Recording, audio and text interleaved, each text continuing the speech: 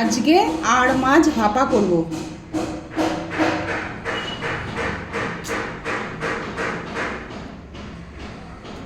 সে পোস্ত, কয়েকটা কাঁচা লঙ্কা আর কয়েকটা কাজু পেস্ট করে নিয়েছি। পরিমাণ মতো নুন দিয়ে দিলাম, পরিমাণ মতো হলুদ দিয়ে দিলাম, পরিমাণ মতো সর্ষের তেলও দিয়ে দিলাম।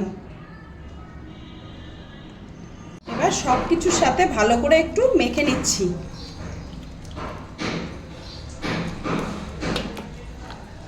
মাছের সাথে সব মশলা দিয়ে মেখে টিফিন কৌটোতে নিয়ে নিয়েছি। উপর থেকে কয়েকটা কাঁচা লঙ্কাও দিয়ে দিচ্ছি। একটা স্ট্যান্ড বসিয়ে জল দিয়ে টিফিন কৌটোটা বসিয়ে দিলাম। ভাপে মাছটা এবার সিদ্ধ হয়ে যাবে। উপরে একটা ঢাকনাও দিয়ে দেবো। 40 মিনিট মতো গরম জলে ভাপিয়ে নিয়ে নামিয়ে এই ঢাকনাটা খুললাম।